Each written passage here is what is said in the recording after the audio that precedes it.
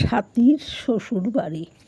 সাথীর শ্বশুরবাড়ি এত সুন্দর, তারা এত সুন্দর মিলমিশ, এত সুন্দর বোঝাপড়া। এমনটাই হওয়া উচিত প্রতি শ্বশুর বাড়ির। এমনটাই তাদের চেহারা। পরের মেয়ে ঘরে এনে মেয়ের মতো দেখে, তবেই তো ঝঞ্ঝাটটা থাকে না কোনো কিছুতেই। দুই পক্ষই ভালো হলে সুন্দর হয় জীবন।